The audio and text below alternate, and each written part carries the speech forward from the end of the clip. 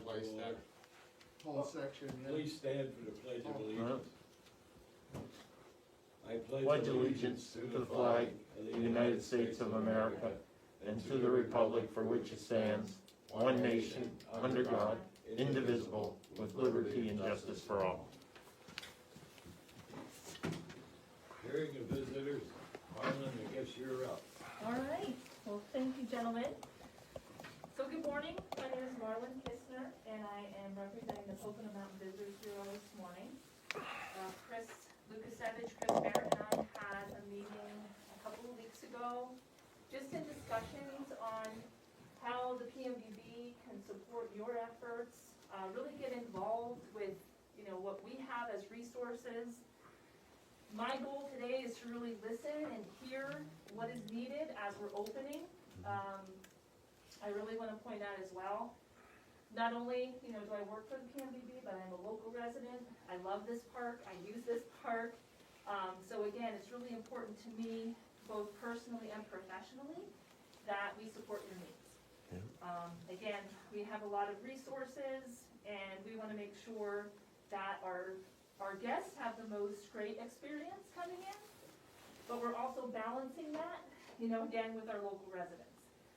So really, I'm here for questions, I'm here to take your information, to listen in, and then to really work as a partner on behalf of the Pocono Mountain Visitors Bureau. Dave, if I might mention, Chris Lukasevich, Carbon County Commissioner. I talked to Marlon and Chris, and working with PMVB, to me, is a double-edged sword for Mock Chunk Lake Park, and that is because they're a great disseminator of information. So if we have park restrictions like we did last year, they're able, through their marketing, to get that information out to an audience that we could never reach as Carbon County as a government alone, or Mock Chunk Lake Park. At the same time, they are a tourism promotion entity. And, while we're trying to balance getting the information out about Mock Chunk Lake Park, we don't want to be at the same time overwhelmed by increasing individuals, putting strains on the limited resources or capabilities that the park has to host. But I do think there are opportunities to work with them. I'd like to think each of us realize that PMVB, through the hotel tax, provides us almost a third of our budget. Now, I do believe that budget should actually be increased by about another $50,000 a year, and I'm going to continue to fight for that. But the fact is, PMVB is already really deeply nested with Mock Chunk Lake Park, informally through redirection of funds that go up to them and basically come back to us in the way of hotel tax. So I want to try to figure out how we can leverage their expertise and their resources to make it a better experience, not only for county residents, but for those visitors from outside of Carbon County who come here, which makes up about 75% of the visitors to Mock Chunk Lake Park. And they're probably another 1/3 of the revenue stream are coming from those outside visitors. So how can we get them here to be responsible visitors and to treat Mock Chunk Lake Park like it's their own home, their own car, and not necessarily like it's a rental home or a rental car. And at the same time, understanding that, again, a great relationship opportunity exists. We just need to figure out how we can leverage that to the benefit of everyone. Well, good to see you again. Yeah, you too. Great to see you. What are your top 3 challenges with your organization right now? Top 3 challenges, I think right now, just because of the state that we're in with COVID, is to reopen. All of us know that our businesses have been struggling, and so now with a little bit of those restrictions lifted, we want to make sure that people coming into our 4 counties feel welcome and comfortable. Probably our biggest right now is getting the jobs filled in our accommodation, in our hospitality industry. That has been a bear. Right now, we are getting a high demand of folks that want to book, but we have a lot of our areas that they can't fill the jobs. And so a big part of what we're doing is putting a push out for jobs in the industry, especially now with kids coming out of school, part-time jobs that are great for the industry. So that's definitely something that we are looking in the forefront, putting commercials out there, putting a job portal on our website, making sure that, you know, Blue Mountain Resort in their green season has enough people to support the people coming in. So I would definitely say, you know, again, just making sure the reopen is everyone's feeling comfortable and welcome, but again, the jobs to me is really the number one thing that we're struggling. Where are the jobs going? Honestly, I just think people aren't coming out. I don't think the jobs are going anywhere, we're just not. But I mean, who's hiring? Oh, Better question. again, Blue Mountain Resort, all of our restaurants are struggling as well, so all the restaurants in the county could definitely use the help. Split Rock Resort, I would say any of our accommodations and resort areas. I know you guys might be looking at some point for, you know, employees as well, maybe, you know, to, support the lake, lifeguards, things like that. So I really think that what we're trying to do is make it look, you know, really very appealing, because it is a great opportunity for a lot of these students to realize that you can start in an industry like this, learn customer service, move up in the ranks, you know, and potentially be like our COO, Brian Bossett, who started at Camelback, you know, working a small job, and now he's at the top. So that's really our goal, to show that it's a really great industry. And how do you see us working together the best way? How can we support each other? I think for us today is me understanding exactly what your needs are. So what support do you need? As Commissioner Lukasevich said, he feels at this point you could definitely use the funding.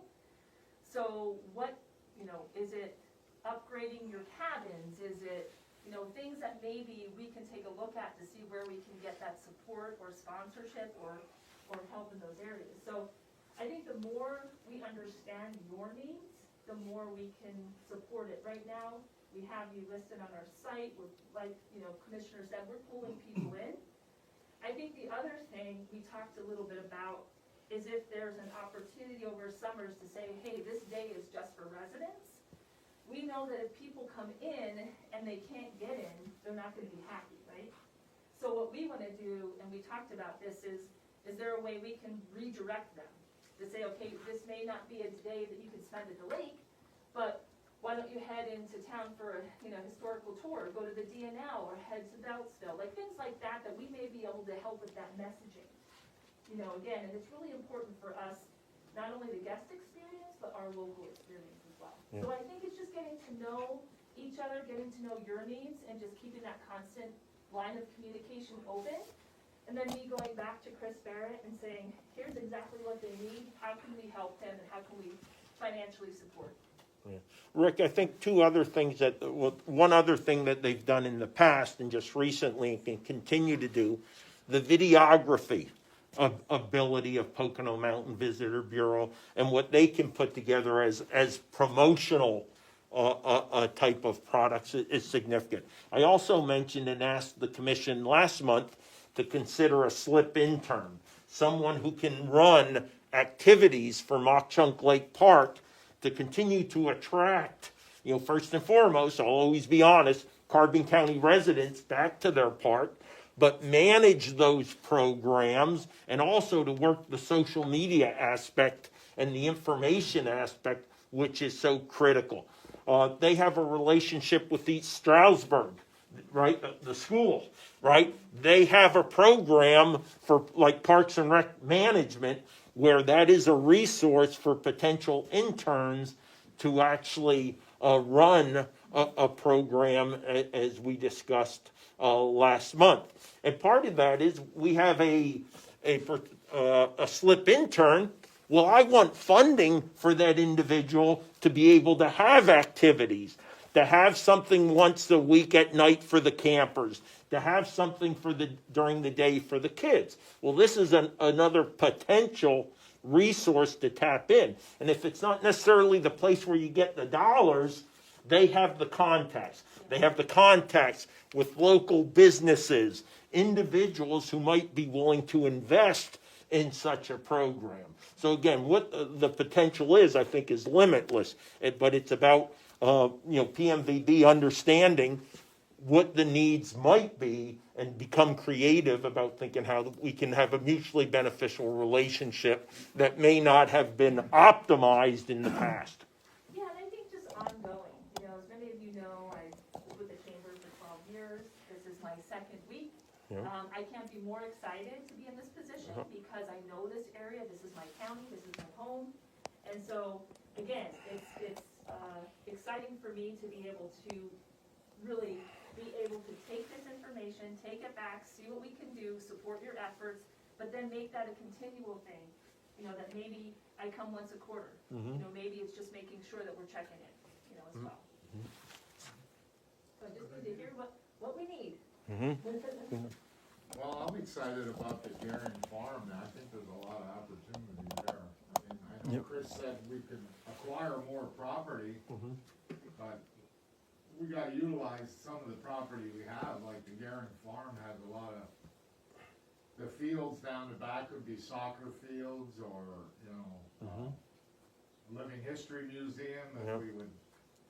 Well, as you know, Earl, and you're not aware, Marlon, that we did bring in a subject matter expert on conservation and restoration of historical properties. Unfortunately, there's a lack of information to make a good assessment of the historical value. It may be an old farm, but we have to prove it's a historical farm in order to get funding for at least what we were thinking of.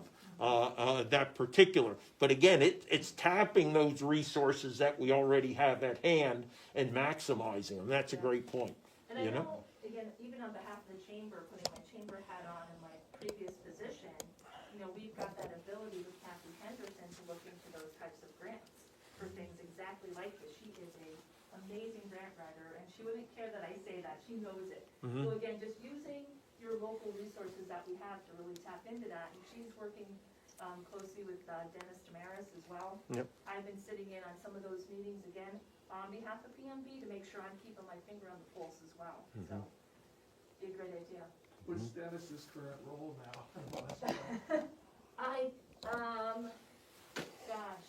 On the Wildlife Conservancy. Yes, he's with the Wildlife Conservancy. Right. Yeah. He is working with the county on a significant, I think I mentioned last month, the Ag Land Preservation Open Space Acquisition Initiative that the county has. And that's how I tied in last month to the fact of, can we expand Mock Chunk Lake Park, not only to protect the watershed, but to provide greater opportunity. And it doesn't mean it has to be contiguous to Mock Chunk Lake Park. Don't limit ourselves to thinking, well, if it's not beside Mock Chunk Lake Park boundaries now, that it could not be part of a county park system. And there are opportunities throughout Carbon County that could be acquired to expand the park beyond what we do today. And in a couple months, I'll talk about one I expect is going to be at the forefront in the very near future. I don't know if anybody was able to catch the advertisements back in the fall when the Pocono Mountain Visitors Bureau was here and did some scenes, shots at the park. One was in the picnic area where they were sitting out on one of the picnic tables, and then there was another one where they showed the Switchback Trail, and also there was a nice aerial shot of the lake and the beach area. So, the Pocono Mountain Visitors Bureau does a lot for us and for other local attractions and parks in terms of promotional material and efforts. But they were on quite a bit in the fall. We were just one of many that they did for local attractions and businesses. And they also help us out with camping. We have a campground membership with Pocono Mountain Visitors Bureau. We get a free listing in the Pocono Mountains Travel Guide, I believe it is. Yeah. And then there is a campground pamphlet brochure. We purchased a listing in that too as well, and they're really professionally done. I don't know if I saw anything on that this year yet, or last year. It's coming up, Dave. We're going to be printing in May, but Okay. Our website, I know I don't have it up, but it's a full page of all of your listings separately.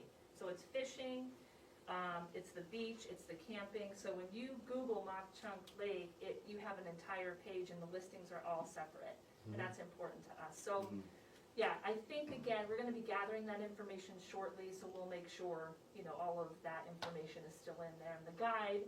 And the guide actually, there's 200,000 copies of that guide that is printed, and that's put throughout a lot of the turnpike locations throughout Pennsylvania, Maryland, New York, New Jersey. So again, you're in there and it's pretty much, spread about. So again, just some of the marketing resources there, but I think as we hear what you need locally, I think that's where, definitely is where we want to be able to assist for sure.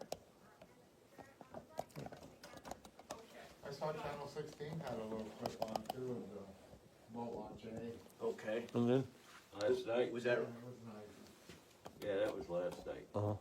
When was it? Last night, wasn't It's it? been on a couple of weeks, Tom. I saw it 3 or 4 times. Did you? Yeah. I want to make sure you guys all, before I leave, I'll make sure you have my contact information. You can call me, you can text me. I live off my cell phone, so, anything that, even that you think of when I'm gone, like, hey, this is something to think about, just shoot me an email, text, or anything. But I want to take some notes and, again, maybe you can share, again, some of the things that, as we're opening, what are the things that need to be done? It would be very helpful. Thank you. thank you. Thanks, guys.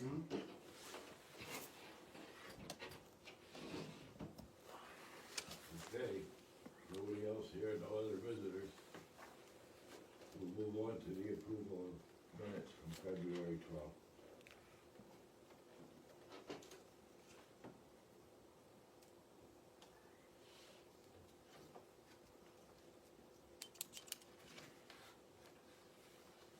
I need a motion.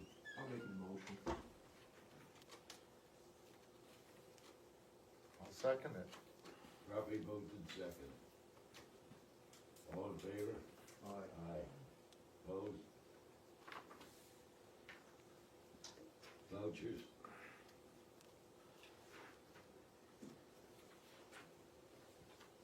You'll see your summary and detail reports for the month of February. Expenses total $28,401.63.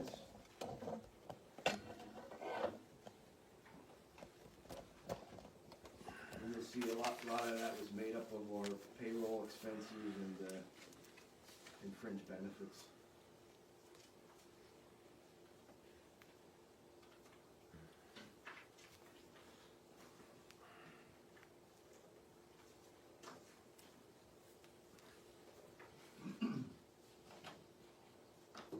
I need a motion to pay the bills. I'll make a motion to approve.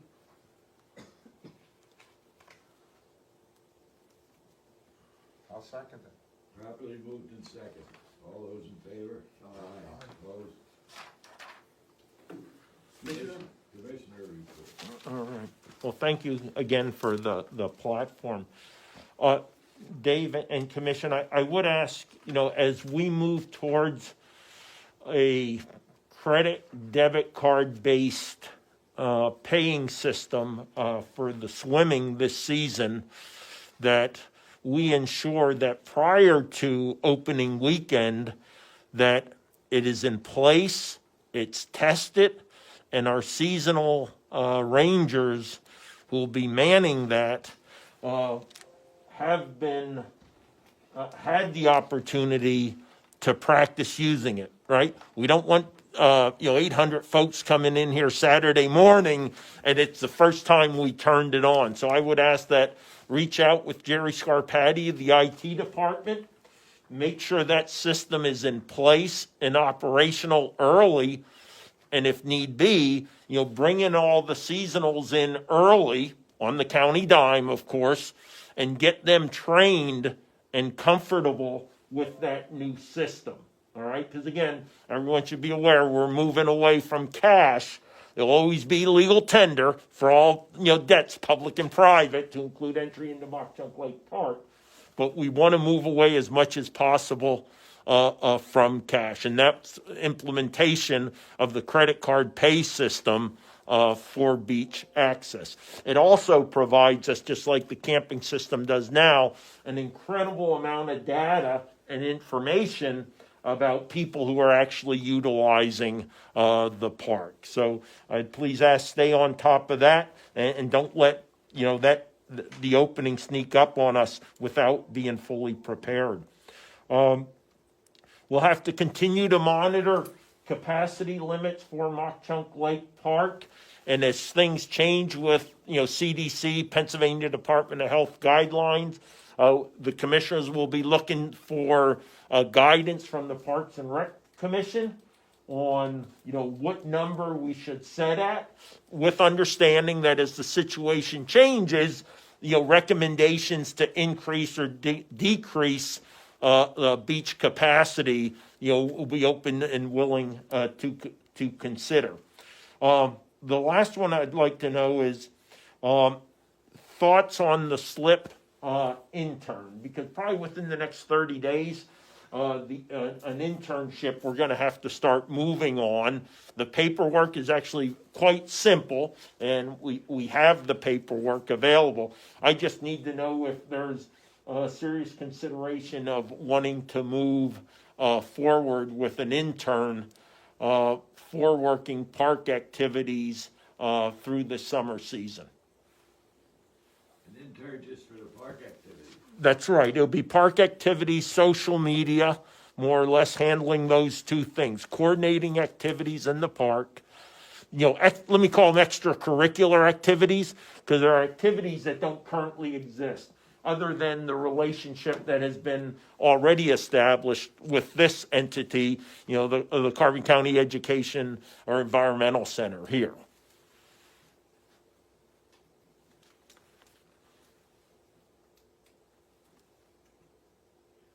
Dave, how do you see the usage of the intern?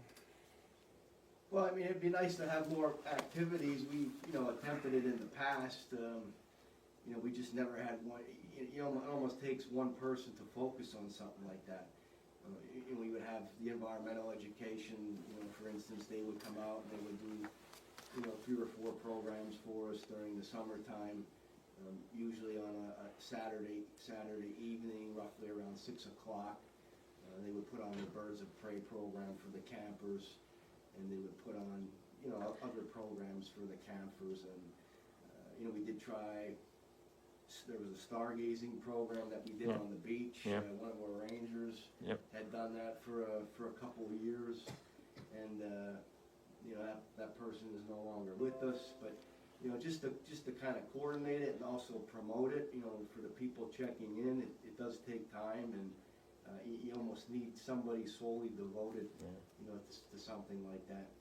The only issue that I foresee would be, having a place for that person to work, a dedicated workstation. They would almost have to share either with the park attendant or where the park ranger sits on the opposite side.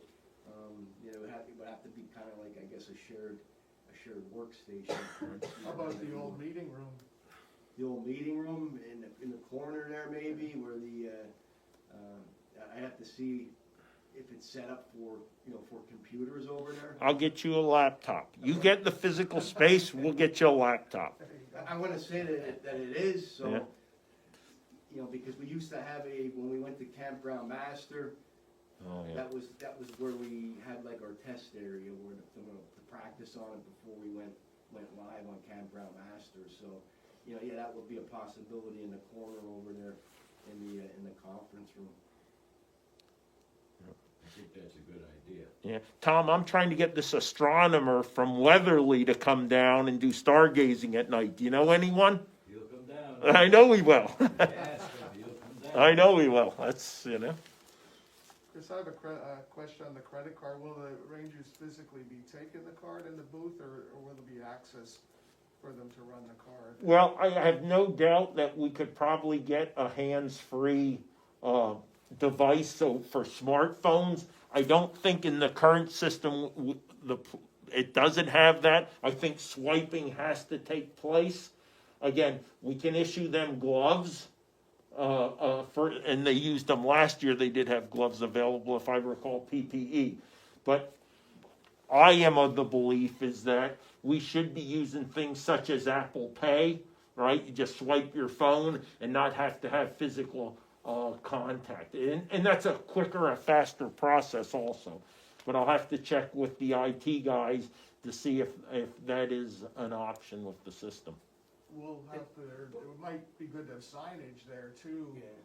for people to see Mhm. the options. Yeah. Now, is this something that you're able to train on without having actual in-person live transactions? I don't know. I don't know the system itself.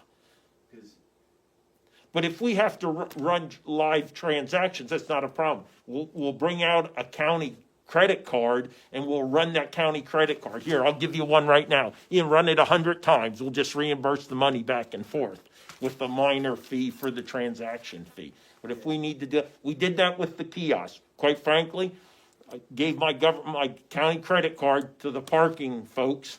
They went through every kiosk and actually did a transaction and then just reimburse it back. Yeah. Doing that, if you have a machine malfunction or something, you're gonna have traffic backed all the way up down the road. If you put it there. Now, like she was saying, the ski area, and you hit on it too, the ski area uses your phone. Mhm. You go in there, it's a no-touch thing, you put your phone in it, it doesn't sting, and you get your ticket out and you go, you know. But like if you have people screwing around with credit cards, let's say the credit card won't take it because it's overdue or whatever, you're gonna have traffic backed all the way up. You know what I'm saying on that? Mm-hmm. Compared to you taking, you know, $5, $10, and the cars keep moving through, you might end up with a bottleneck up there. Yeah, it is. I will tell you though, there is a need, and there is a need to move away from cash. Cash should not be moving through individuals' hands. You are creating a potential problem. Same reason why we kind of discourage cash transactions in all county offices, right? You don't want cash moving through hands, right? You're asking for problems. There's a lack of accountability, a lack of being able to reconcile accounts effectively. Takes longer to get the money into the checking or savings account, which pays interest.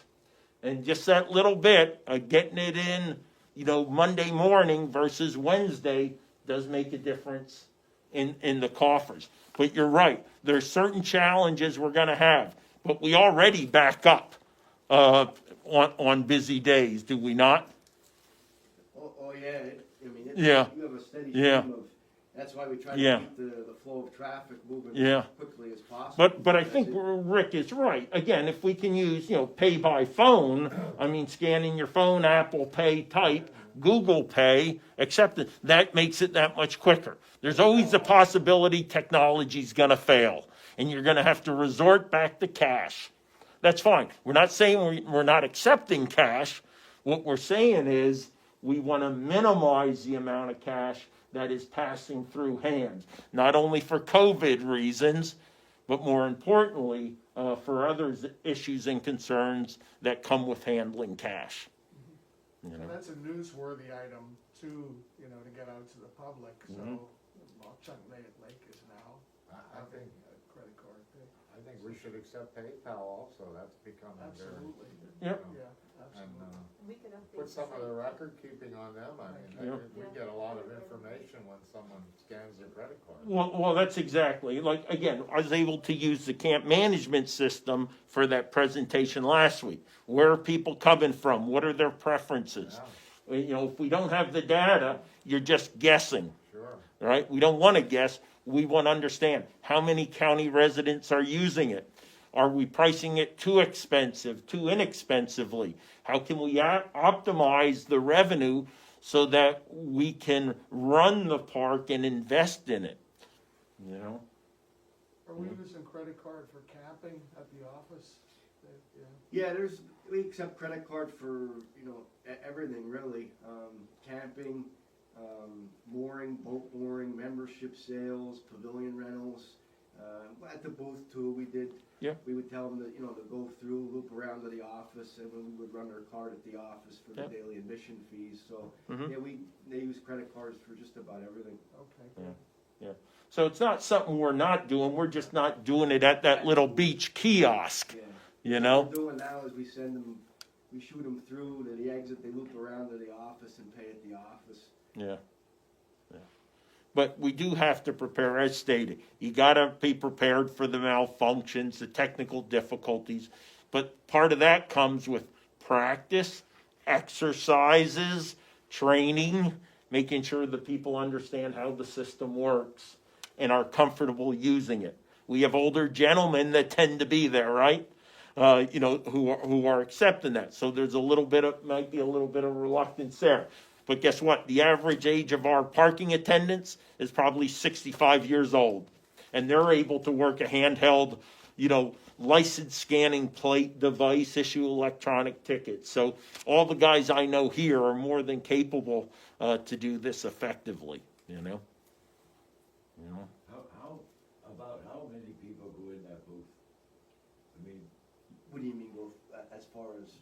it's daily now, how many guys, you got 2 guys, you got a guy to relieve once in a while, right? There's one person that we have scheduled for the booth, Yeah. and then, they relieve that person at a Yeah. certain point during the day, if they need a break, usually it's around 2 o'clock. What I'm getting at is how many people do you think we gotta train?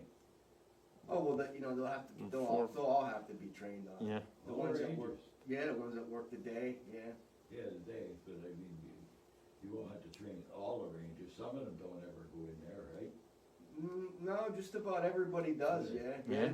yeah, other than if they work like strictly a 6 to 2 shift at night, they wouldn't, but, Yeah, like your 8 to 4 shift, 10 to 6, noon to 8. they all go in for a spell, huh? Yeah. Well, they may have to, yeah. All right. Can I touch on something you said last month? Sure, of course. You said about bringing more people from Carbon County here, and you also brought up about raising the camping fees. Okay. Okay, I just wanna throw something out there. Now, our season passes are $40 for a family or $20 for an individual. That's for swimming. Right. Right. And that's what I'm speaking about precisely. Oh. I just wanna throw something out to you. For this year, the Palmerton Pool is $300 for a family of 4, $180 for an adult, for a single adult, $110 for a senior, and if you have a family of more than 5, it's an additional $205. Mhm. The Lehighton Pool is $270 for a family of 4, $220 for an adult, $110 for a senior, and $95 for every additional child. You're running the best deal in town, and this comes to her, you're running the best deal in town here. And I didn't know this was already printed up, I was gonna suggest going to a price increase this year, we could do that next year, but anyway, go out in the newspaper or whatever and promote like this as the best deal in town, compared to what these other, because these are the only 2 pools right now in Carbon County that are open. Mhm. And compare $300. Weatherly, you're on a park. Yeah. But $300 compared to $40, I mean, you know what I'm saying on that? Yeah. Again, you are the advisory board to the Board of Commissioners. I'm not the good idea fairy. I have quite a few of them, but at the end of the day, you guys make the recommendations to the board. I provide some feedback to that. As I'm not an official member of the Parks and Rec Commission.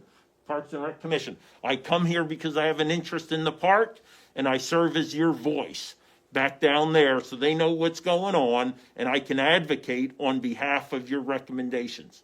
You have a good idea? Form it up, pass it through Dave, boom. I'll sit there and fight for it if it makes sense. And then at the end of the day, I'll make a decision how I'm going to vote for it. I'll always say, that's great. let's promote Mock Chunk Lake Park to the residents of Carbon County. There isn't a better deal Yeah. when it comes to swimming and recreation in Carbon County. I truly believe that. Now we just got to convince 64,000 residents of that, you know? And the other thing is, being that, the last I heard, the governor's not gonna open nothing up till the end of summer. I just heard that a couple days ago. If we're going on a restriction again, and we're gonna be open to everybody, how are we gonna make sure that people from Luzerne County or New York or New Jersey aren't beating out the local people that wanna come swimming here?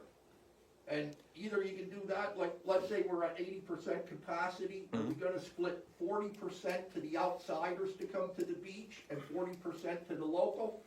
Or put a time limit on, if you live in Carbon County, get here between 10 a.m., let's say, and 1 p.m., and then after 1 p.m., let everybody else come in?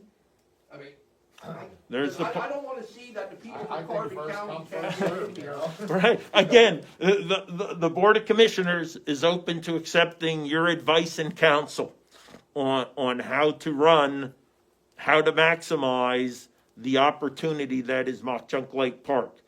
I'm Carbon County centric, first and foremost, right? I want to take care of the 64,000 residents of Carbon County. But again, I have to do it in a financially responsible area. And the fact is, 75% of the revenue for this park comes from other than county residents, at least. You know? So you got to find that balance. We can't continue to operate in the red.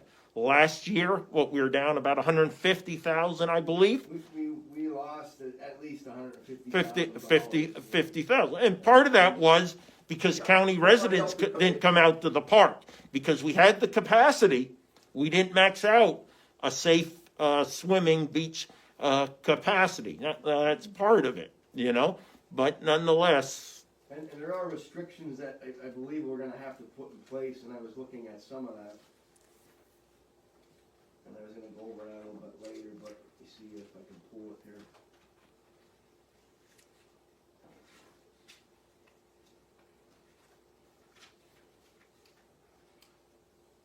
If I can jump in too while you're looking, Sure. I think where the PMPD could also help is if you need signage for things. So I think guys, like you were saying, if people are coming in, if it's signage for direction or, education or something, again, these are things that as you're developing the opening this year with a bit of the lifted restrictions, with the vaccination, so we're hearing that people are getting vaccinated, they can be together, and so we're preparing. So much like we made posters for people that came into town where we said mask up, social distance. I mean, we had thousands of them going throughout all the communities. So think about that as you're making your plan as well. How could maybe the PMDD help with printing some of that signage, whether it be an installed printing, poster, or just things you want to hand out as people are coming in. Again, these are things to think about where we might be able to help support. So it states under section 3, under the amended order of the governor for mitigation, enforcement, and community protections, it talks about, all in-person businesses serving the public within a building or defined area. Defined area, I guess, meaning camping area, beach area, picnic area, may operate at up to 75% of the maximum capacity stated on the certificate of occupancy. Now, we don't have a certificate of occupancy, so, I know last year, I think we operated the camping area, I believe we started out at 50% and then increased it to 75%, capacity. So that's where I was at so far in thinking that in reading this, my belief is that we could operate at 75% capacity, being that we're, in-person business serving the public within a defined area. There also is limitations on outdoor events and gatherings. Now that was amended on March 1st. It was amended, and outdoor events and gatherings are limited to 20% maximum occupancy. And when there's no NFPA code capacity is published or available. You have to figure it out based on the square footage of the area. Okay. And it's 67 people per 1,000 square feet is what you use to determine the capacity. Mhm. And it would be 20% of that. So when you do that, with the beach and the swimming area, it comes to roughly, and this would be at 20% capacity under the outdoor events and gatherings criteria. 20% capacity would be based on the square footage of the beach and swim area, which I have printed out here from our GIS department. Roughly 1,232 people, roughly 1,230 people. That's 100%. 1232 is at 100% capacity. No, that would be 20%. No, then 5 times that would be the capacity of the beach is over almost 6,000 people. Yeah, like the swimming area, according to this, is 50,000 square feet. That's wet beach, right? As Right, referred, that's the and, swimming area. right, The and dry beach? Beach is 42,000 square feet, Right. so 92,000 square feet divided by 1,000, so that's 92. And you need, 67 people per 1,000 square feet. So 92 times 67, it comes to 6,164 people. Yeah. And 20% of that is roughly 1,200. You'd have the worst experience in the world in Mock Chunk Lake Park if you had 1,200 people on that beach. If you exceed 800 to 900 people on that beach, it's like being in a crowded auditorium with, 1920 seating, Mock Chunk Opera House seating, right? And I will tell you the one anecdotal thing I learned from last year being out at Mock Chunk Lake Park every single weekend, -1, is that physical spacing made such a difference in the experience that people had. Anyone who's been out there, right? It was fantastic. So while we might have some forced restrictions, we also have to use good common sense on what really makes an enjoyable park experience. So I'm willing to spend $40 to come here. Right. And if I'm climbing on top of people, right, I'm not going to bring my family out here. To me, that seems like a lot. It is. Think what we did last year, Dave, with the numbers that the commission recommended and we implemented. We did 800 was the total and we backed off of that, correct? Yeah. Yeah. I mean, if we did it the way we did it last year, it would be, comes to roughly 550, roughly 600, Yeah. which I think is what we did last year. Yeah. Yeah, normally we were few times we hit the 400s, right? Yeah, we didn't hit Yeah. 600. In Yeah. fact, we weren't close to hitting 600. Yeah. Maybe 1 or 2 days we inched Yeah. a little Yeah. bit higher. Yeah. But I think we started at 400. Yeah. Under the yellow phase. That's right. And when it hit the green In phase, July. it was figured at 600. 600, yeah. And I will tell you, at around 600 would be definitely this year would be financially well over the break-even point. Again, something I have to think about. What does it mean? Because we did increase the non-county resident a couple bucks, right? That we went up. So lower numbers of non-county residents still is going to get us up to where we need to be. Now, county residents say they're willing to pay more. I heard that all summer long. I'll tell you, they'd be up in arms, right? They'd be here with pitchforks if we raised it a dime. That's just the reality, but nonetheless. Oh, I've heard it over the boat. Yeah, but they definitely get the best deal in town. But you guys need to make a recommendation, once again, what you think is best for, again, the quality experience, making us revenue neutral, or not being in a loss at least, of the lake. And that really takes 5 minutes of Jim Thorpe High School math, at least for me, to kind of come up with that, Dave, on our busiest weekend in, say, 2019, how many people would be on the beach? As far as, numbers wise, people wise, I mean, the beach parking lots, they get filled. The busiest days, they're actually parking up by where the exit is, Yeah. and they walk down to the Yeah. beach. Er, So Do we do a Approximately how many count, do people? we do a count, David? we don't do a hand count, no. Yeah, I think Rick and Earl, I think that was part of the problem. We were allowing parking capacity to drive beach capacity, where it needs to be the other way around. And I think the guys were all counting last year because we were forced to, right? So now we know what comfortable looks like on the beach. So instead of saying, well, fill up all the parking lots and have them parked all the way up onto the Lentz Trail, it's no. We hit X number, that's it. You close the gates, you redirect, you get the word out that we've reached capacity. It'd be great to have like one of those traffic counters, just the hose on the road type thing that they Yeah. use. But remember, cars will come with 4 or 6 folks, right? You'll have the minivan, and you'll see the families all the Well, time. that's where the credit cards are gonna come in also. Yeah. We'll get a Exactly, count. yeah. We'll get a better feel. Or have the intern. Yeah. Well, the park rangers, the guys in the booth, that's what they were doing. Yep. This past year. Oh yeah, as a matter of fact, or they'd sit there originally ticking on the paper. I remember we would have had a $12,000 weekend, I remember him talking and stuff, And I think we could enlarge the beach realistically towards Boat Launch A, that section of woods there. Am I thinking correctly?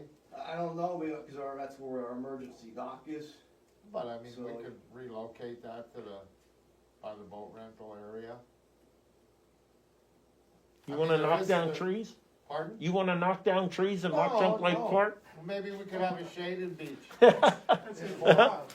I mean, we need a shaded beach. Yeah, and shaded covers, and you see the all-weather You see covers people they have hanging now. out down there for Yeah. that reason. Yeah. man. Yeah. Maybe we could have a county residence only beach. Yeah, raise the rate on it now. Super. But beach. yeah, I mean, there's a little bit of a wooded area there, but not Put a too far tiki in, bar there, it's too. all fenced. Oh, in. that's right, to stop the, Where the maintenance, there's like a maintenance yard Mhm. behind the maintenance garage. Yeah, there. but that's really not a big issue as far as, It's I mean, if it would take a ever look come at down it, to or that. see- Right. Take a look at it when you get a chance. I don't know how often we reach capacity. well, we, Usually, the issue, we run into the issues when Beltsville hits capacity, then they're coming. Right. Right. Or if Beltsville happens to be closed because of Yeah. high bacteria counts, Bacteria count, yeah. and if it's in the middle of a heat wave, we're getting, hit hard. Those are been a really the forever times thing. when we have those big crowds coming in where we have to actually close the gate. The shaded beach area would be a nice, of course, we wouldn't have to wear sunscreen. that's right, yeah. And they do have those incredible tarps that can be mounted and stuff now that, again, you put some pile. Sure, yeah. They do it, and that's not a bad idea, Earl. But let's Just a thought, just throwing it let's out get there. in the black, and then we Yeah, can figure how to just- spend some money. I'm just throwing Yeah. a future, No, that's good, I love the idea. Yeah. A typical, summer, Rick, we would close the gate maybe either 2 or 3 days. Right. Usually the July 4th holiday stretch, that's a big, and Bob knows, Bob's, been at the beach. He's there, quite a bit. yeah. And I don't know if you heard Marlon, Dave, she offered for like posters and handouts and things like that, which is a pretty nice offer. If And we have a graphic designer too, a Yeah. full-time graphic Yeah, that designer. would be awesome. So honestly, I mean, these are the resources, it was important for us to let you know that we have that in-house, something support. where you enter credit cards and which credit cards we will accept Right. and Mhm. pay by phone is accepted Mhm. and PayPal or whatever to let the people know as they're coming in.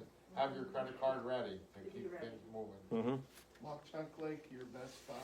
Yeah. Mm-hmm. Yeah, absolutely. So slip intern, decision, no decision, what's the decision?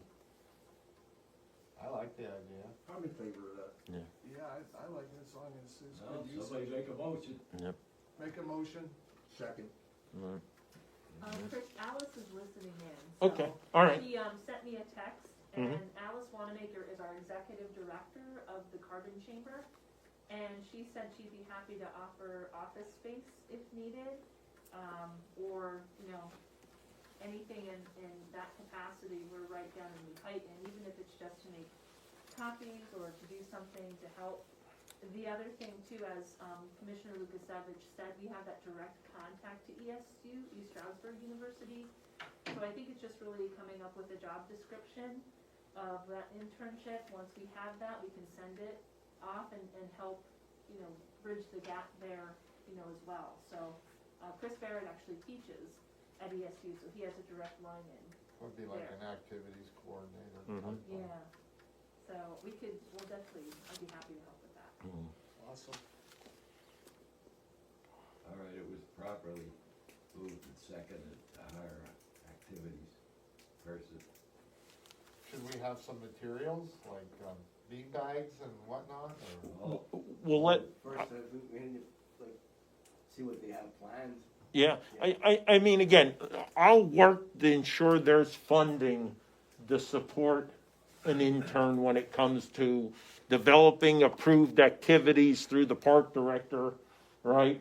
To ensure that the funding is there to support what he or she would want to implement in regards to activities, right? We want someone to come in, give them broad left and right guidance, and let them bring forth the ideas and present them, to the park director for determination if it's something that, meets the vision for the park for the summer.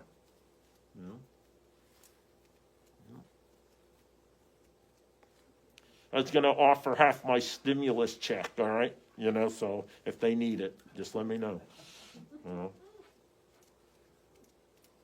That's all I have, Mr. Wildonner, thank you. I'm done. Need a vote? I'm done. Did we vote? I guess No, I we did. didn't. Oh, you didn't yet? It was properly moved and seconded. All in favor? Aye. Opposed? The ayes have it. Okay, anything else, Commissioner? No, sir. Park operations. Update on the food stand request for proposals. The county received 3 proposals for operating the food stand at the beach area. And it was a 3-year lease agreement was offered.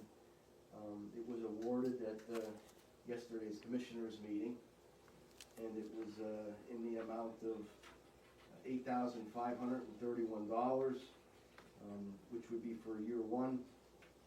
And year 2 was the same amount, and year 3 was the same amount. So the total for the 3 years was $25,593. And it was awarded to Pamela Snur of Jim Thorpe. Now, I did send correspondence out to the former concessionaire, and in the agreement, under section 3.17, I believe it is, and he has roughly 15 days, to get his the personal property out of the food stand. I gave till the end of March, just to allow him a little bit of time with the way the mail system is, to be able to respond. So, by the end of March, we're asking him to have his, personal property removed from the food stand, and then also have the keys, return the food stand keys, to myself, just to allow the new person, sufficient time to, prepare for the upcoming season. I don't know how much equipment she has. I know that they're interested in possibly selling some of the equipment that they have, to the new concessionaire. So I'll be reaching out to her, later today to see if she might be interested in purchasing some of that equipment. Do we have an inventory of what belongs to the park? Yes. Do the That's fryers right, and Chris, grill you know. belong to the I'm park? sorry? One of the friars does. I don't the other know. belongs to him. I don't know if I don't know. No. Heard that. Yeah. Who's responsible for the maintenance of that equipment? Are we? No, he would be. I mean, as far as our fryer, and He would be responsible for maintaining it. if it breaks, then it's on him to repair. Correct.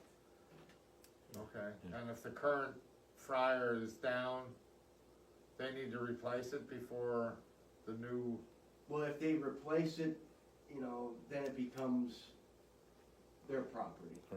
Yeah, we have a countertop one. Yeah, one We of the have a countertop one, and Bobby brought in his own, if I recall. I think he also brought in a hot dog roller. Yeah, Yeah. the county used to have, we purchased a hot dog roller years ago, and it was the county's, and then it was, you know, he needed to replace it. So when the concessionaire replaces the equipment, it becomes, you know, their property.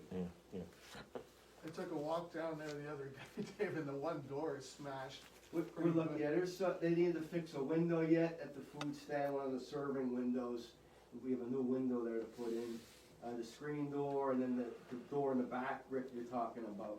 Yeah, was Yeah. somebody trying to break in there? Yeah, They Yeah. did a with good a job. bar or Yeah. something like that, wow, so, no Oh, kidding. yeah, you should see it, it's hammered. yeah, I wonder, yeah. what were they after, hot dogs or? I don't know.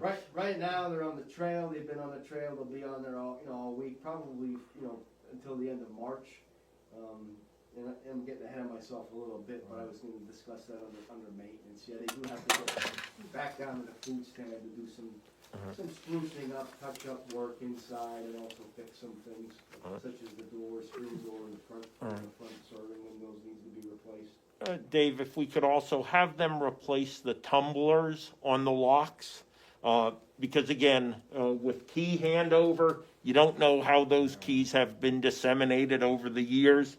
So as a minimum, replace the tumblers with new keys, all right? Or we could have a potential liability problem Sure. without replacing the tumblers. Yeah, we had that Rosso lock, isn't it? Yeah. Replaced the tumblers on our church door. And cause the old lock was unreplaceable and would've had to been the whole door, Yeah. but he came and put a new tumbler Yeah. in there and it was very inexpensive and came with new keys and the whole deal. Yeah. And it was, I was amazed at the cost, it was under $100, I believe.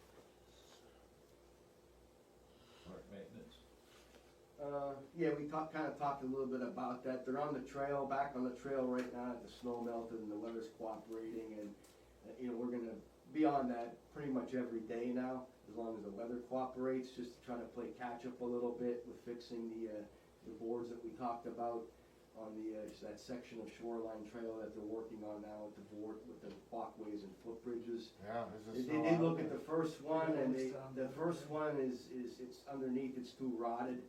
So Yeah, they do need to Right, replace, exactly. replace that completely. right, But in talking with the maintenance staff, the others, they feel they could just, you know, right, patch they them could up. patch it up and fix some of the boards. You know, we did start on clearing and widening a certain portion of that section of trail. Back in maybe January or late December, we had started on it, but then with all the snow, we Yeah. kinda had to. A section of the railing fell off the main boardwalk, just a matter of, So with the next few weeks, it's gonna be, the main focus is gonna be on that section of trail leading back to the campgrounds. nice. We did talk yesterday, April 5th, we're gonna be turning the water on, to get the, you know, the park opened up, the campgrounds opened up for the, April 16th is the opening day for camping season. So we'll turn the water on April 5th, our seasonal guys will be back, and, they can work on cleaning all the cabins, all the shower buildings, restroom facilities, and getting everything, you know, cleaned and ready for the season, which is set to kick off on April 16th. While the seasonal guys are doing all the, you know, the cleaning work, full-time guys could continue to work, you know, go back down to the food stand and work on some things that we need to complete at the food stand, such as the window I talked about, and screen door. We could do a little bit of painting inside just to kind of spruce it up and freshen it up for the new concessionaire that's coming in. We did get a new riding mower delivered. So, and also, a UTV was approved as well, and that's been ordered too as well. The riding mower is roughly $6,700. And the UTV, I believe, was roughly $11,700. So those two items have been ordered for the maintenance staff. That's all I had really on maintenance at this point in time, unless anybody had any questions. Park security. Under park security, we were also, approved for the Peace Corps grant. That was approved at the county commissioners meeting yesterday. Mhm. I believe it was roughly $16,000. Yeah, just over 17 now with the ancillary items, Yeah. right? Yeah. And that was for a new patrol boat for the park rangers. Mhm. And we got some pricing information on that. A little bit tricky trying to find the boat, for whatever reason, they're selling like crazy. And the companies such as Lowe's, we went with a low make and model. The manufacturers, the companies, for some reason, whatever they put out, they put out, they're not making anymore. It's that way with So I, everything. on one side, I don't really understand why, if they're selling, why aren't they Producing. doing more? You would think that they would, but they're really not, and, so there's kind of like a limited supply, short supply out there. We originally were looking at one model and was ready to get everything down to the county with the grant, and then I looked and it was sold. Mhm. So that Peace Corps grant was approved with the help of the purchasing manager, where we were able to at least find a boat where we could, apply to Peace Corps for funding. So that grant application for the new patrol boat for the Rangers that was approved, and that'll be submitted to Peace Corps. Is there a time limit on that grant? I think you have until the end of May. Yep, to I get in, believe. yeah. Given the situation, with how crazy things are right now, there's some flexibility there, Yep. if I understand correctly. But generally, it's, you have till the end of May to spend the money. We had two rangers, they put a training request in for them for the defensive tactics training. That was, it's finishing up today. It was on March 10th, 11th, and 12th. So we had two park rangers that were interested in the defensive tactics training. That is optional for Ranger 2. So if they do decide that they want to do it, it does allow them, give them the option of carrying duty gear with them. If they wish to carry duty gear, a duty belt with the OC spray, handcuffs, and expandable batons. They wouldn't be carrying a firearm. They would have to be a seasonal Ranger 1 with at least Act 235 training to be a Ranger 1. But they can't carry the non-lethal weapons. Who does the training for that, Dave? It's the sheriff's department handles the training. I'm not sure who the instructor is. Is it Joey yet? Joey, no, it might be with Van Ziegler. I know coordinates it. But Yeah, he's the Joe one- is gone. Joe retired. Yeah. Did he? Yeah. It would have been maybe Year? right after, I don't even think it's been a year, but it's last year when he retired. Yeah. We had a lot of time. He sure did. Dave, can I back up a little bit? I forgot to say something on park operations. Lifeguards, I is was that, just gonna say that. Yeah.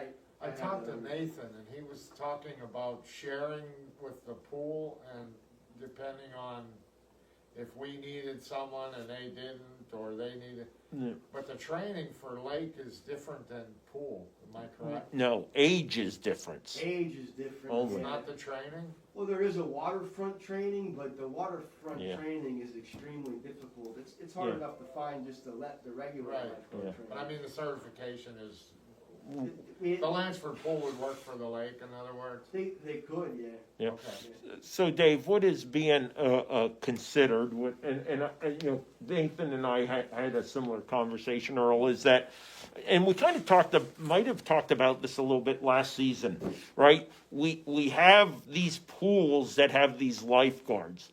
Some of them may want to work more hours, right? And we all, some pools are very good. They have all the lifeguards they need. Some don't. So it's to figure out, come up with a plan of how lifeguards who might want extra hours, but they work at Lehighton or Palmerton, Urana Park, or Lansford, then they could potentially come down here and work. Likewise, lifeguards from this lake who might want extra hours could go and work at another, swim area in Carbon County. Now, there's some challenges with pay and how we do that reimbursements, but I think it's, again, then you at least have a pool to help fill in, at certain times when it's needed. So I think it's something worth at least talking to Panther Valley about, because that could be the pilot for something even a little bit bigger of sharing limited human resources that Marlon alluded to that we're having throughout the county and the Pocono Mountain region, We can actually post it on our job portal as well. Yeah. So we're really, pushing everyone to go to that, so we can have a listing for you on that site for lifeguards. I'll reach out to that, will you ever reach out to for that, or for the Yeah, job announcement? Yep, I'll give you the card. Yeah, absolutely. And one other thing, would a letter be in order to thank the Summit Hill Fire Company for the deer rescue, or do we need to thank someone now? Oop, I could draft a letter and send it, sure. It's a good idea.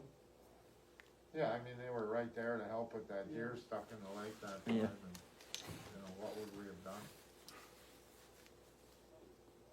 You don't need a motion for that. No. No, and I have two items as well, just old business, just an update on the mooring, how things are coming in on that. Dave and Earl talked about the kayak racks as well. Okay, well, the kayak racks, that was be something we could do, and I think we talked about it at the last meeting, in the off-season for next season, we could build the kayak racks, to put them in. We talked about putting 3 in, cause the number starts at 19 at Boat Launch B. Originally, there was 18 spots at Boat Launch A that we took out. They were by the boat rental, but Boat Launch A is way too crowded, to put any more mooring spaces there. So we talked about putting kayak racks in next to the covered bench down at Boat Launch B.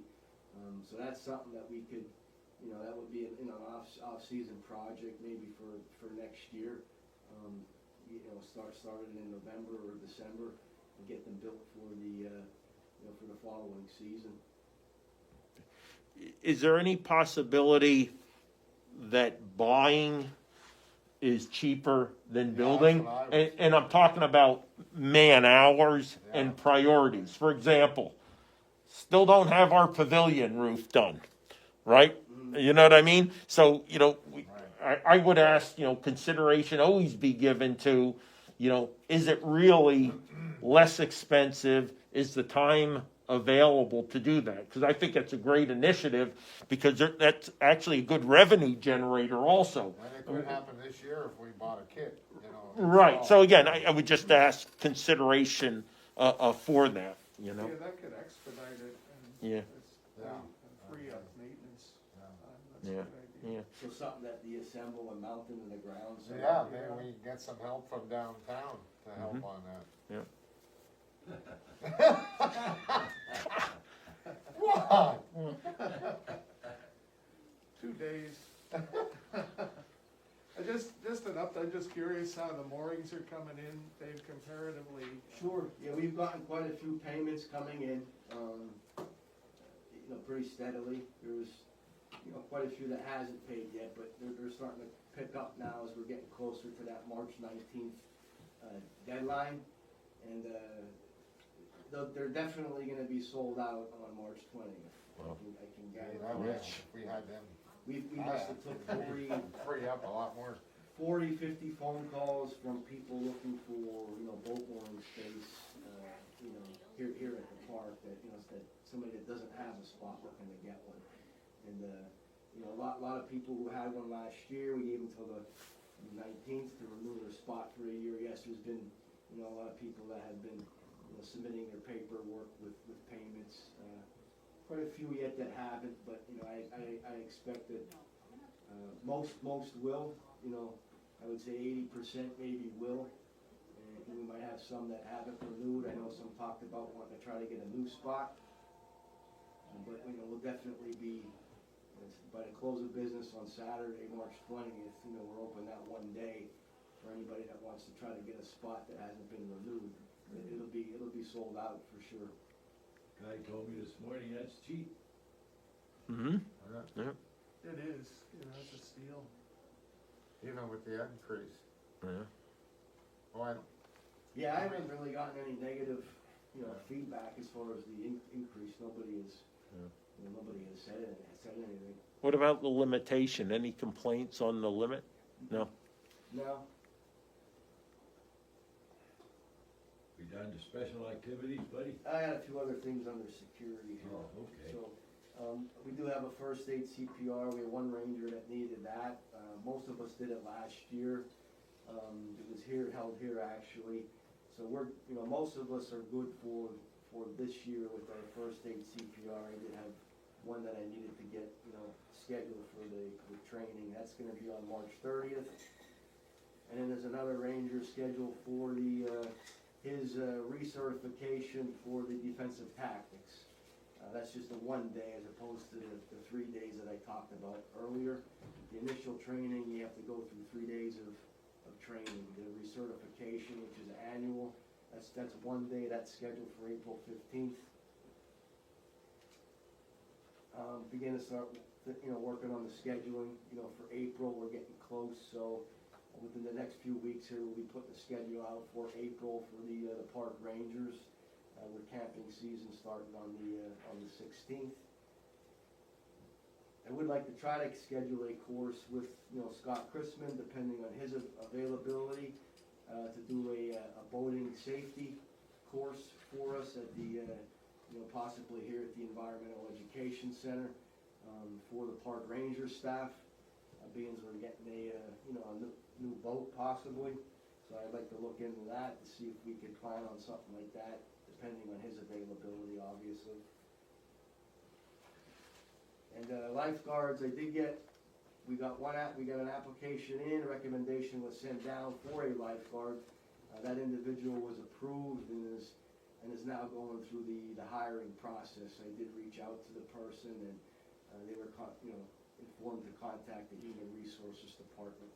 So I do have to follow up with that later today to see if that individual did make contact with the Human Resources Department. But it was a promising application, and if everything works out, we filled one of those 6 positions that we need.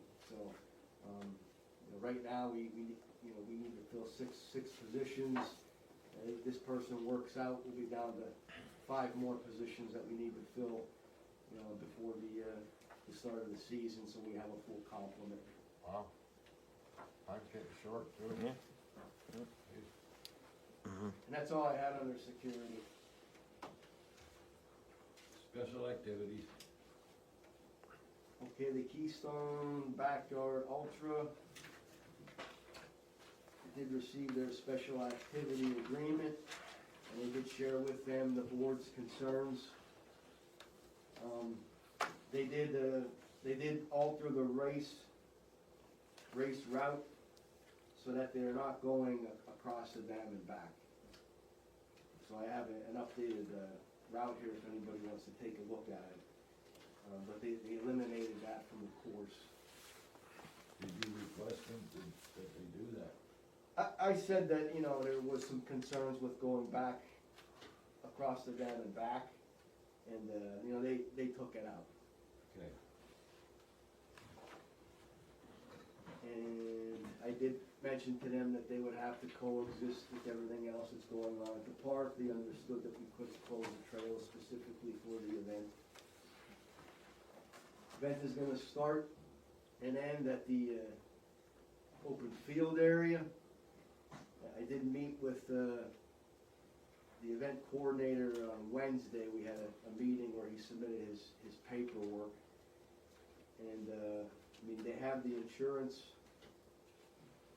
they have actually, they don't have the insurance, I'm sorry. So we would have to approve it pending receipt of the insurance, but, you know, there's not gonna be any problem from what I understand. They have the insurance, they're able to meet the, you know, satisfy the requirements. To get the insurance for this meeting, they just didn't have enough time to do that. They mentioned about a second route, which I didn't know about, but the route that they gave me, and then he mentioned something about a nightly route, which looking at Lehigh Gap Nature Center, when I looked at it last month, I did notice there was a day route and a night route. So he did mention about a night route, but I informed him that we would not be able to accommodate the second route. The second route was running through, actually down the section of trail that we're working on right now.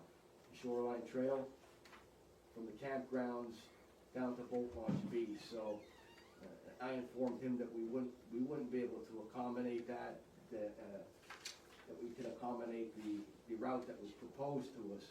But the second route, to have people, you'd be running through the camp, you have to go through the campgrounds in order to run down that trail. And, you know, with the condition of some of those walkways and footbridges, Oh, no. you know, they're meant to be walked on gingerly, not to run across them. And they get slippery. Yeah, so I did tell him that, you know, we would be able to accommodate that second nightly route, that it would be, the approval would be for the one route only. He talks about in his letter that it may go into the afternoon or early evening hours of Sunday, May 23rd. It's 24+ hour trail running event. Now he mentioned about maybe, possibly, a couple of runners could go into Monday. But, you know, he doesn't have Monday on here, it's just Saturday and Sunday. So, I would say, you know, the approval would be for Saturday and Sunday for the one route, you know, which eliminates the going across the dam. He did mention that they make announcements prior to the start of each lap. I guess they do a run every hour on the hour, from what I understand, and they have to make it within a certain time. If they don't, they're out of the race. So every hour they make announcements, just to kind of let the runners know that the start is going to be coming up in 3 minutes, 2 minutes, and then 1 minute before, you know, before the start of the lap. And they make announcements, I guess, to get the runners over to the start line. Now I did ask, you know, because we're going to have campers close by, you know, that are with us, that are overnight staying as guests. I asked how those announcements would be made, because he asked about electricity. Would it be on a PA system? He said, no, they use a bullhorn, a megaphone. So I had asked if they could do that, eliminate that for the nighttime hours because of the campers. You know, I don't think we would want announcements being made over a bullhorn at, you know, 1 o'clock, 2 o'clock, you know, 3 o'clock in the morning when we have campers. So he did tell me that they would figure something out, maybe just walk around and, you know, kind of corral the runners, you know, do it somehow quietly in the nighttime hours. Back when the switchback scamper was running, I was on the board, and our previous parks director's wife was in the switchback scamper, and it was getting dark out, and she didn't finish. Everybody was looking for her IPB. Well, she decided to stop the race and went home and baked the cake. True story. There's a funny side set. That was our only time that we were looking for somebody into the dark. You know? Hey, before we approve this, should we wait for some of these, for him to come back to you with some of these things? No, he's, I think, addressed all of our concerns. From in talking with him yesterday, he's been working on everything, which is why, you know, I put it on the agenda and reached out to everybody. He now mentioned 75. The event was sold out for 75 participants. There is 100 participants. I asked him how many are signed up. He said there was 100 participants signed up. And they were gonna cap it at 100. I did notice there's a waiting list, on their website, possibly in case somebody drops out, decides they don't wanna do it, they have a waiting list, so. With 100 participants, based on those guidelines that I shared before for, size gathering restrictions, 20% based on the square footage of the field area. 100 people falls within those guidelines, and they do have a COVID-19 safety plan that they've been working on with St. Luke's Hospital, through St. Luke's Hospital. So it sounds like they kind of have everything in order. Do they have a plan B if, cause he already has people paid, they're ready to go, so if we did not approve it, do they have a plan B? Not that I'm aware of, I don't know, I didn't get into any discussions with them as whether he has. I know the state parks, I don't believe the state parks, are having events as of right now anyway, whether that changes or not, I don't know. So you need a motion to approve this Pending the receipt of the Insurance. insurance. Yeah, he has people coming in from, he told me Wyoming, Idaho. Will they be staying in the park at the campground? They may, I don't know if all of them will, maybe some will stay locally at a bed and breakfast stay, but I liked it.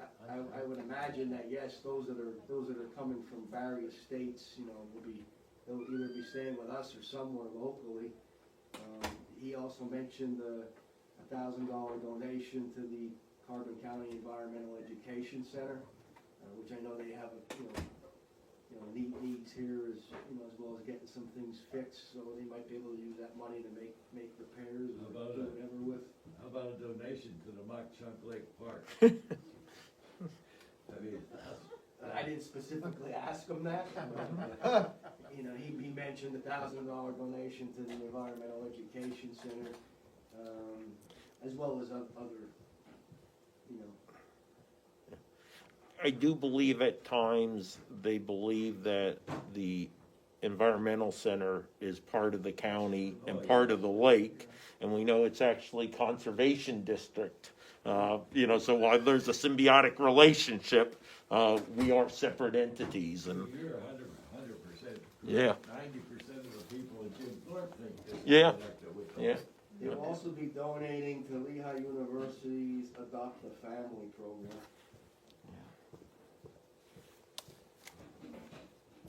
Dave, you can also maybe tell the director to go on the PMBB site if people do need places to stay. So we've got those accommodations listings as well for everybody locally. Sure. I'll point that out to Yeah. him. Well, I need a motion, I'll make a motion, as long as they get the insurance in, right? as long as they have the insurance. Funding the insurance, 1-year trial basis. Yep. I need a second. Second. Properly moved in second. All in favor? Aye. Opposed? You catch that 1-year trial basis too, I think it's important. I did mention that, yes, yeah. Now we got the bass tournament. Yeah, the Slay Nation Bass Fishing Tournament for August 28th, they submitted the special activity agreement, and they also have the special activities permit from the Fish and Boat Commission that was approved by the Fish and Boat Commission. It is a catch, photograph, and release tournament. So they immediately catch and immediately release whatever they catch. It's for 10 to 15 boats and roughly 11 to 13 kayaks. Sounds like it's like a club tournament. It's not an open tournament, it would be for their club members. And the Fish and Boat Commission did approve it for boat launch B only. They originally wanted it for boat launch A, but the Fish and Boat Commission will not approve tournaments for boat launch A just because it gets crowded, overcrowded there. So the Fish and Boat Commission approval was for boat launch B, strictly boat launch B only. It was on August 28th, and they do have their insurance, naming the county as a certificate holder, an additional insured. They all have all the, you know, the proper insurance. I'll entertain a motion. Is that something they need our blessing to? They need to have a county special activity agreement in addition to the, I make a motion to approve. Need a second? Properly moved in second, all in favor? Aye. Opposed? Just a question, have they've been here before? I think this is a new one, Rick. I believe this might be a new one. You know, we've had different clubs here throughout the years, but this one here, I don't remember this one. I've seen them before, you could pretty much walk across the lakes on boats, you know, when some of them came a couple of years ago. I said, I'll be out in the lake, I'm fishing all the time there, I'll be out there with eyes and ears and seeing Yeah, how it goes too, so, yeah, it's from Okay. 4 p.m. to midnight okay, on August 28th. yeah, okay, I'm good, Tom.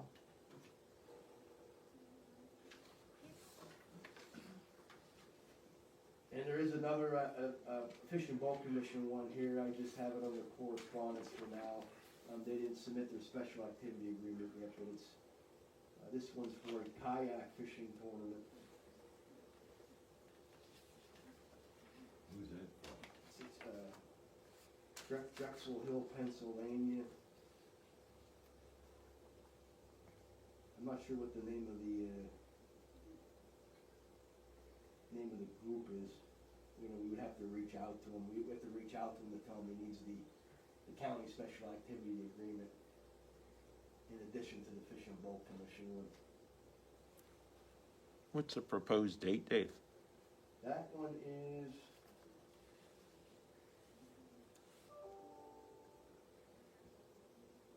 July 17th.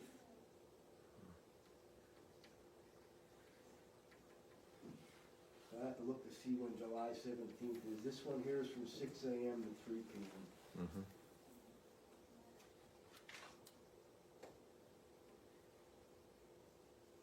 And then the Waterways Conservation Officer, he has approved it, but again, he's approving it only for Fish Commission. boat launch B. That's a Saturday day. Is it? Mhm. Yep.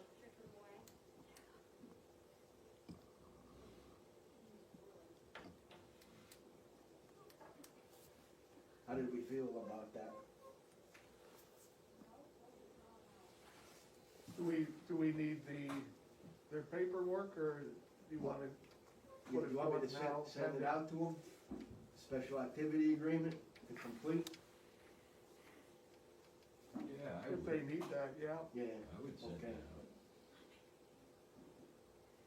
out. I would, I think just thinking forward, I would, you know, I fish the lake forever and all the time, so I'm just concerned about protecting it, cause when they come, they shake up the bass, so I would, think, you know, if we get these, we consider putting a limit like 3, that we allow 3 tournaments a year, you know, just a thought. I think we need to consult with Fish and Boat to the biology experts and say, hey, based upon the resource, Good point. you know, what is the balance, you Right. know, to make sure they're not just approving them without due consideration of the limited resource that's out there, Yeah. you know?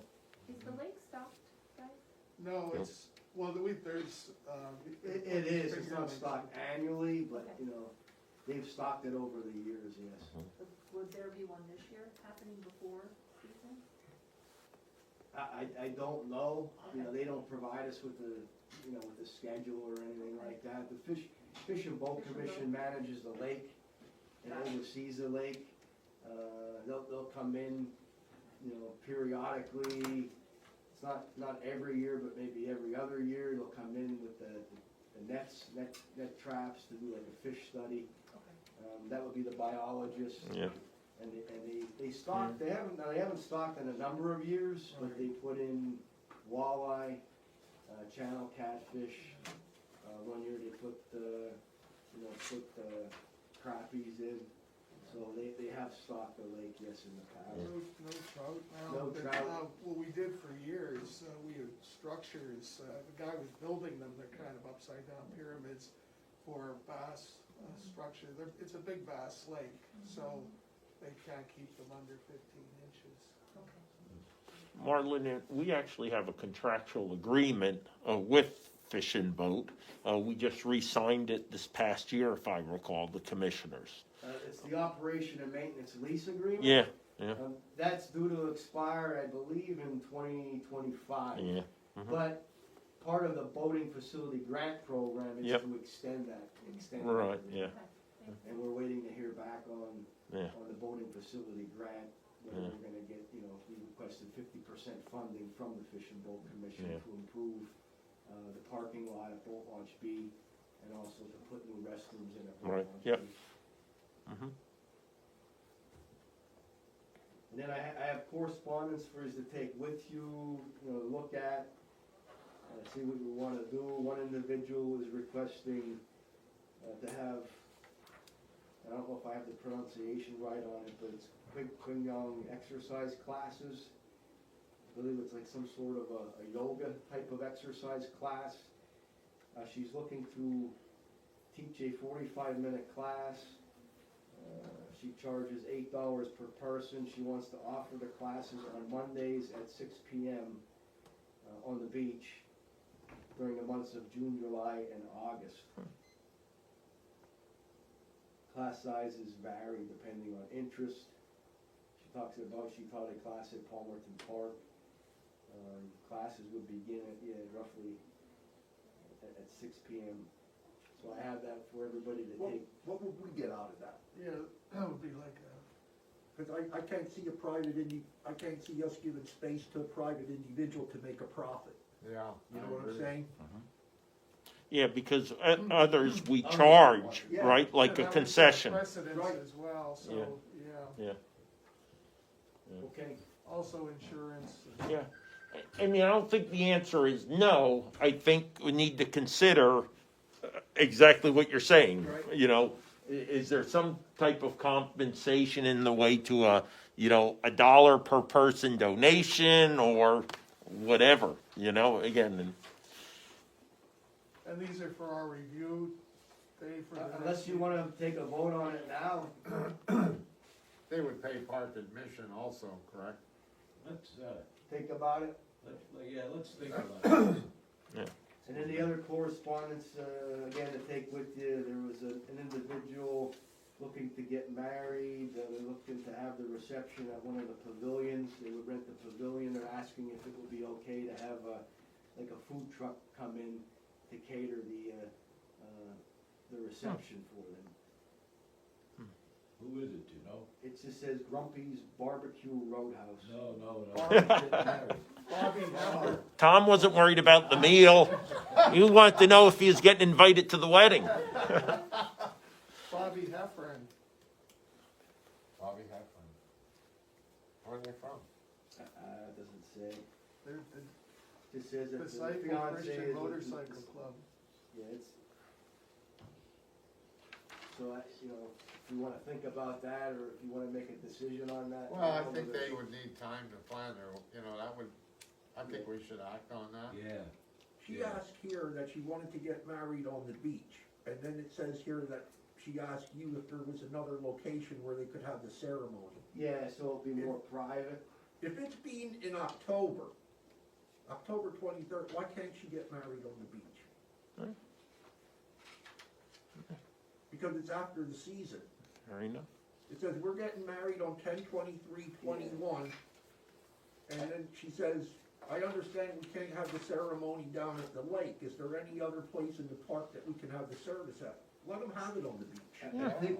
I think they wanted to have like a tent. Oh, Set it up okay. with the tent and chairs, and the county, doesn't allow for formal setups like that. No? No. I was at a few beach weddings, and Huh. they were really Well, nice. that's interesting, because we'll allow it in our parking lots. Really? Yes, I mean, we've done it this past year, since I've been on the board. I mean, and we even bring food trucks, we allow tents to set up. We do it in Josiah White Park every weekend, right, or, so I wouldn't necessarily rule it out. Again, is there a liability and therefore special activities request? I mean, matter of fact, I will tell you, we rented our parking lot out to support a wedding last year. So I would always say, let the people submit and ask. If you guys think it's reasonable from the Parks and Recreation Commission, let us be the good guys or the bad guys. Most importantly, let us be the bad guys. If we have to say no, don't you guys be the bad guys, right? Yeah, but it's after the season, you know what I mean? It's not like it's July or August Yeah. or June. I mean, Yeah. let them get married on the beach. Yeah. I'd rather see them hammer a steak on the beach than on the parking lot. Yeah. Yeah, right, yeah. I think if I remember correctly, I think that was the issue. It could have been too with fall foliage festival. Sure, yeah. With the amount of, because they use, and I don't know what the plans are for fall foliage festival, but they would use our, parking lots for parking to shuttle people down to the Yeah. festival. So that could have been it too. Yeah. Wanting to have something more kind of their own. Mhm. Do we want to? I think we should allow them, hell, I don't see anything wrong with that. I agree. So, and are you gonna ask them to put a special activities, request in, but we'll approve it? For the beach, Yeah, for their event, yeah. if they wanna have it at the beach. Yeah. Yeah, they would, I think they would need a special activity agreement Yeah. for that. Yeah. We're not winterized in October, are we? I think this is the last night, I think October 23rd will be, this is the last night for camping, so no, not at that point, but the following Monday, that we would start winterizing the park. So they could use our facilities as far as, They would still be open, Yeah. on the 23rd, the campgrounds, that's the last night for camping, would be Saturday, October 23rd, and then we would start winterizing it the following week. do they have a number of people? Yeah, 45, I think it said. Oh, wow. And that'll be, 40 to yeah, that's 45 fine. people. So let her know if she'd like to have it on the beach, she'll have to apply for a special activity agreement. Yeah. If she wants to have it at the pavilion, a food truck would be fine. Mhm. Yep. Food truck down at the beach, in the beach parking lots, do we have any issues with that? That would be all right. Yeah, that's fine. Then we'll reach out to her today then. And then the only thing under correspondence was we received a donation from the Marion Blue and Gold Club. It was for the polar plunge, which was held on January 30th of this year. They gave us a $100 donation, Good. and then that's all I had. Does anybody have anything for the good of the park here? If not, I'll entertain a motion to adjourn. Yeah, I just have one quick question. I'm gonna jog your memory now, going way back to like 2005, when the people before this outfit that has the food stand now had it then. Remember they had it all set up like a restaurant and whatever? Back then, you used to allow 2 tables under the pavilion to be reserved just for people that bought food to sit there and eat it. Can we do that again? I think there's a sign under there, yeah, that, that says that the tables aren't for all-day use, and Right, but sometimes that- before, it used to be mounted right on the table that these tables are reserved for food concession. Could we do that again? Sure. Yeah, I think we have on the post on the side of the pavilion there where the tables are. How about some table pyramids, right? Some, like tabletop pyramids, so it's clear right on the table that I says, think it was mounted, if I Yeah. remember right, it was mounted right on the table, back then. yeah. I believe it was. Yeah. I believe And that- then like when this other outfit took over, they did away with that. But before, it used to be like that, you know, years ago. Cause you get up there on a busy day and people are buying food and all the tables are hogged up and there's nowhere for them to sit. So for food stand, you're saying for food stand, For food Only. stand, right, Yeah. right. We don't need a motion for that. no. Is this person in food service, industry that got the bid? Don't know. Oh. She doesn't have anything listed there, Yeah, but I she's- think through like family and relations, yes, she has, you know, I believe We have no some control. experience with, you know, We have That's a no big- that's a control big what they family. sell as far as food. Like they could sell a T-bone steak if they want Yep. versus, Yeah, the contract does not limit yeah. on what they can provide. The only restriction is, and it's countywide, you know, don't allow serving of alcohol. All right, that's, you know, There's a minimum, menu items that they have to meet, Yeah. like pizza, I think is one, Mhm. nachos, hot dogs, hamburgers. But that's just the minimum of what, you know, what we ask that they sell. No, years ago, the guy that used to have it, they had everything, they had cheesesteaks, hoagie, it was Yeah. just like going to a regular that was restaurant. Baldini, you know? that Yeah, was, Baldini's, that was Yeah. Tommy, or Bobby. Bobby did it, Bobby. yeah. Yeah, I guess they had a restaurant somewhere else, and then they gave Yeah, this yeah. up to concentrate on the Yeah, restaurant that or was whatever. Bobby, Yeah. Best cheeseburgers ever. yeah. Bellini's. Make a motion to adjourn. You gotta make